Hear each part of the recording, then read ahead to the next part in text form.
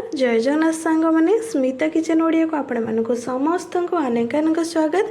मजे आपण मानक सहित शेयर करी पालंग शाग और चिकेन कसार रेसिपीटी।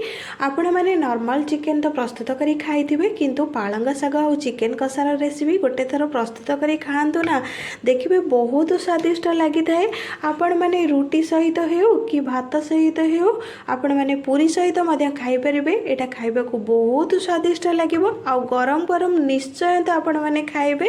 देखंतु केते सुंदर देखा जाउची, जेमिति देखा जाउची खाइबा को पार्टी को सेमिति लगी थाए आ बहुत बढ़िया बास्ना आसी थाए। आपण मानको निश्चय ये रेसिपीटी भल लगिवो। आपण माने निश्चय ये रेसिपीटी मोर ट्राई करिवे। आपण माने को मोर ये रेसिपीटी भल लगिवो तेबे आपण माने मो चैनल को लाइक करिवे, सांग मानक सहित निश्चय शेयर करिवे। आ जदि मो चैनल नुआ अछंदी ताले प्लीज मो चैनल को सब्सक्राइब करबा पई भूलिबेनी। आ जदि एमती नुआ नुआ वीडियो नोटिफिकेशन चाहूचंदी ताले बेल आइकन को प्रेस करिया को मध्य भूलिबेनी। एबे चलंतु देखिबा आजिरो पालंग शाग आ चिकेन कसार रेसिपीटी। पालंग शाग चिकेन कषा रेसिपी प्रस्तुत करने मुझे 500 ग्राम चिकेन व्यवहार करी। आपण मैंने चिकेन रो परिमाणटा कम बेसी नहीं पारे। मुझे 500 ग्राम चिकेन व्यवहार करूँ मु भल से धोई नहीं। आपण मैंने निहाती चिकेन जेते बेले रोषेई करूचंदी निहाती 2 ରୁ 3 थर निश्चय धोइबे। पालंग शाग चिकेन कषा प्रस्तुत करने मु कौन कौन सामग्री व्यवहार करी सेटा मु आपण मानकु देखै नउची। पालंग शाग चिकेन कषा प्रस्तुत करने मुझे अदा रसुण पेस्ट व्यवहार करी। अदा रसुण मुझे छोट खंडे अदा आउ 2 बुदार रसुण को व्यवहार करी। आपण मैंने जो अनुसार चिकेन टी व्यवहार करेंगे से अनुसार अदा रसुण टी व्यवहार करेंगे। 2टी बड़ साइज रो पियाज को मु एमिति पतला पतला करी काटी नेइची। आवश्यक अनुसार लूण, आवश्यक अनुसार तेल। पालंग शाग चिकेन कषा प्रस्तुत करने मुझे अलग कौन मसलार व्यवहार करिनी। आवश्यक अनुसार लंका गुंड जेतिकी आपण मैंने राग खाइबा को पसंद करती से अनुसार लंका गुंडटी आपण मैंने व्यवहार करेंगे। बहुत भल कलर आसवाई काश्मीरी चिली पाउडर मु अल्प किछि नेइची, ता सहित आवश्यक अनुसार हलदी गुंड।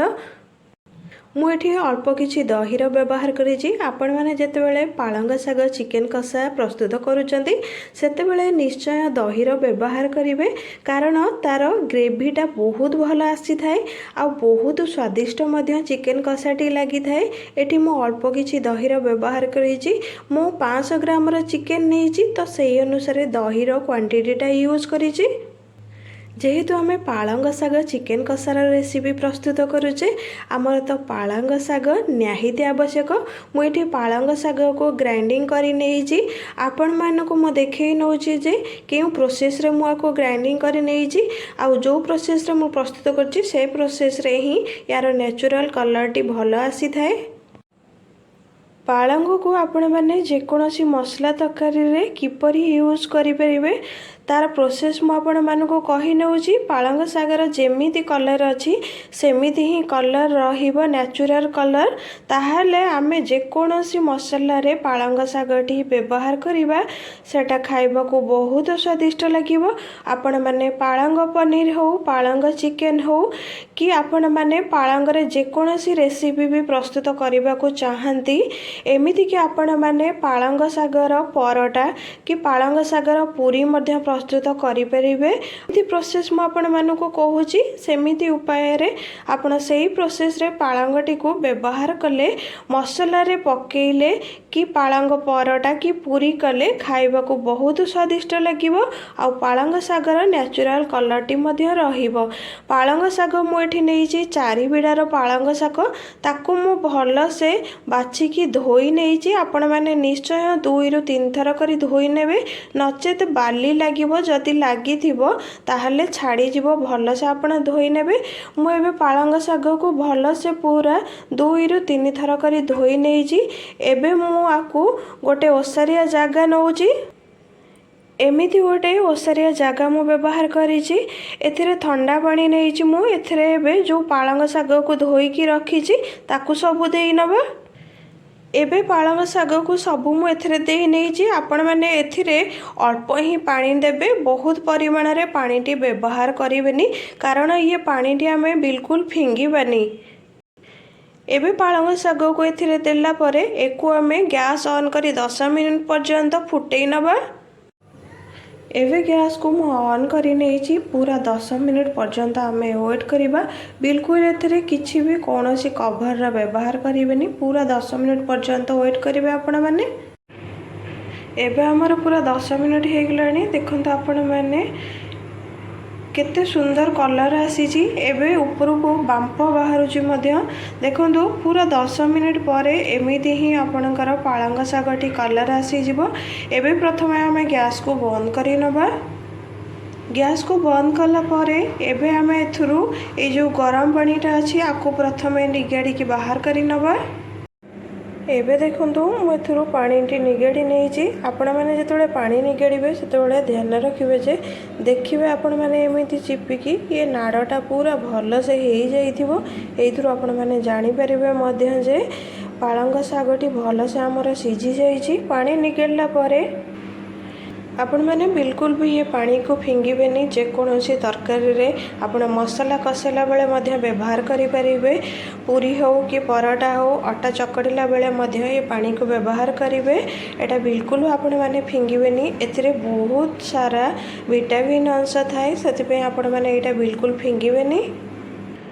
एमती गोटे मो ओसारिया जगह को व्यवहार करी से मु अल्प किछि आइस को पकई नहीं। आपण मानक पाखे जदि आइस थिबो ताहले आपण व्यवहार करि पारंती, नचेत आपण अल्प किछि पानी मध्य फ्रिज रे रखी ठंडा पानी व्यवहार करि परिबे।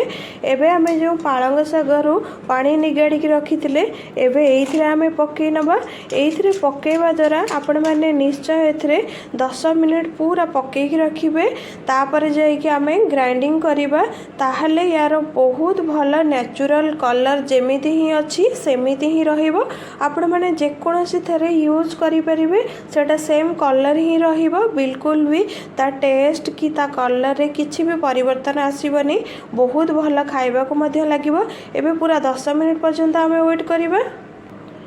एबे पूरा 10 मिनिट हे गलानी आइस पानी रे पकेइबार। एबे आमे आको ग्राइंडर को काढी नबा।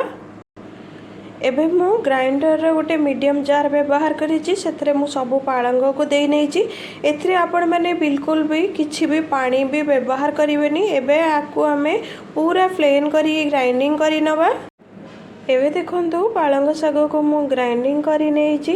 आपण मैंने देखंतु बिल्कुल भी मु एथिरे पानी रा व्यवहार करी नथिली। आ एमिति पूरा प्लेन करिके आपण मैंने ग्राइंडिंग करी नेबे। ग्राइंडिंग कला परे आपण मैंने जेकोसी गोटे जगह रे रखी परिबे। आपण मैंने मिनिमम 15 दिन पूरा फ्रिज रे आपण मैंने स्टोर करिके रखी परिबे। आ जेकोसी तरकारी आपण करिवे मसला तरकारी सेतरे व्यवहार करि परिबे। पालंग पूरी हो पराठा हो आपण सेथिरे मध्य आको व्यवहार करि परिबे। एटा बहुत विटामिन अंश थाए आउ खाइबा को बहुत स्वादिष्ट लगी थाए। एबे चलंतु आमे प्रस्तुत करिबा पालंग शाग चिकेन कसार रेसिपी। गैस ऑन करी मु कड़ाई की बसई नहीं थी। एबे कड़ाई मध्य हमर भल से गरम हो गलानी। एबे हमें जो तेल रखी थे दे नबा। एबे आपण माने ए टाइम रे गैस रो फ्लेम टी मीडियम रे ही रखी थिबे, नचेत पोड़ी जीवो तेलटी। एबे हमर तेलटी मध्य गरम हो गलानी। एबे हमें जो पियाज रखी थे ताकू दे नबा। ए टाइम रे मध्य आपण माने ध्यान रखिबे जे गैस रो फ्लेम टी मीडियम रे ही रखी थिबे। पियाज को पकेला परे एबे हमें एथिरे आवश्यक अनुसार लूण को दे नबा। ए टाइम रे आपण माने निश्चय लूण टी व्यवहार करि नेबे, कारण लूण ए टाइम रे व्यवहार करिबा द्वारा पियाजटा बहुत शीघ्र भाजी हो जाए और नरम मध्य हो जाए। एबे हमें मीडियम फ्लेम रे गैस को रखिकी पियाज को एमती एपट कर नबा। हल्का टिके ब्राउन कलर हैला पर्यंत वेट करिबा। एबे हमरो पियाजटी हल्का ब्राउन कलर हो गलानी। एबे हमें जो लंका गुंड काश्मीरी चिली पाउडर हलदी गुंड रखी थे ताको ए टाइम रे पकई नबा। पुणी गोटे मिनिट आपको भल से मिसई नबा। आपण मैंने निहाती ध्यान रखिए जे ए टाइम रे मध्य आपण मैंने गैस रो फ्लेम टी लो रे ही रखिथिबे, नचेत लंका गुंड और हलदी गुंड काश्मीरी चिली पाउडर पकेइकी जदि हाई फ्लेम रे गैस रखुचंती ताहले पोड़ी जिवो। ଏବେ पूरा गोटे मिनिट आम मिसैला एबे आम देनबा अदा रसुण पेस्ट आपण मैंने यही टाइम ही अदा रसुण पेस्ट देवे। एबे अदा रसुण पेस्ट देला पुणी भल से मिसई नवा। अदा रसुण पेस्ट आपण मैंने भल से कषेबे नहले नहीं बास्ना हम मसला बास्ना नहीं आपण मैंने 7 ରୁ 8 मिनिट पर्यंत भल से अदा रसुण पेस्ट पकईकि भल से कषिबे जमी साइड आपण मैंने देखिए जे तेल आसी जाउची। एबे देखो मसला को पूरा 7 मिनिट कषिला साइड रे आमर केते भल से तेल आसी जाउची। एई टाइम रे आमे जो दही रखी ताकू देई नबा। दही को देला जो पालंग शाग को ग्राइंडिंग कर रखी ताकू नबा। एक सबू देला पुणी भल से आम गैस को मीडियम फ्लेम रखिकी भल से मिसई नबा। पुणी 7 मिनिट पर्यंत भल से कषिबे। एबे आमर पुणी 7 मिनिट हो जाइए। देखो आपण मैंने मसलाटी आमर भल से कषि हो गलानी। आपण मैंने देखिए ये टाइम रे बहुत बढ़िया गोटे बास्ना आसे कारण पालंग शागटी आम पकईकि कषुचे तो बहुत बढ़िया बास्ना आसो। एबे आम ए चिकेन को दे नबा। एबे चिकेन को मुझे एबे चिकेन को देला परे 2टी आलू को मु भल से चोपा छड़े नहीं ताकू पकई नहीं। आपण मानक जदि बेसी आलू दरकार आपण नहीं पारंती किंतु भल से चोपाटी छड़े नेबे ता द्वारा बहुत भल स्वादिष्ट लगी थाए चिकेन कषार जिते आलूटी पकईबे। एबे आम सबको भल से मिसई नवा। चारिपटू भल से आपण मैंने एमती मिसई नेबे जमी मसलाटी पूरा भल से चिकेन सहित मिसीज सेमती ही आपण मैंने भल से मिसई नेबे। मीडियम रे ही रखिथे। एबे आम कवर करी नबा पूरा 7 ରୁ 8 मिनिट पर्यंत। एबे हमर कवर करिवार पूरा 7 मिनिट हो गलानी। एबे हम प्रथमे कवर को काढी नबा। आपण मैंने ध्यान रखिबे कवर काढी के देखिबे आपण मैंने चिकेन की आलू भल से सीझी जाई कि नहीं। देखो आपण मैंने ग्रेवीटा केते बढ़िया सीझी आ चिकेन रा कलरटा मध्ये केते बढ़िया सीझी जेमिति देखा जाउची सेमिति मध्ये खाइबा को टेस्टी लागिबो। आपण मैंने प्रथमे कवर काढिबे तो 7 मिनिट परे सेतबे देखिले आलू सीझी कि नहीं। आलू भल से सीझी जाइए जेहेतु आम दही पकई से आमर शीघ्र चिकेन आलूटी भल से सीझी जाइए।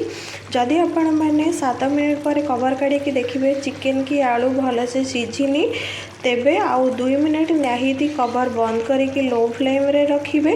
एबे हमर जेहेतु पालंग शाग और चिकेन कषा बनिकी रेडी हो जाइए। एबे आम गैस को बंद करी नबा सर्व करिबा।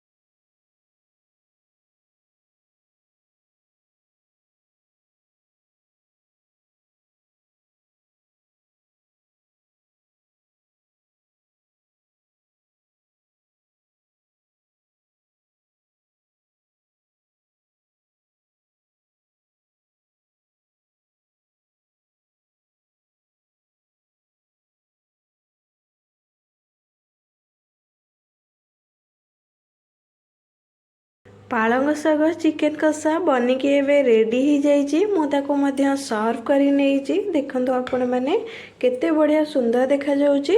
निश्चय मोर ये रेसिपीटी आपण मैंने ट्राई करेंगे। आशा करुँची रेसिपीटी भल लगे। जदि भल लगे मो चैनल को लाइक करेंगे सांग मान सहित निश्चय शेयर करेंगे। आउ जदि मो चैनल नुआ अच्छा ताले प्लीज मो चैनल को सब्सक्राइब करने को भूलें। आउ जदि एमती नुआ नुआ वीडियो नोटिफिकेशन चाहूँगी बेल आइकन को प्रेस करने को भूलें।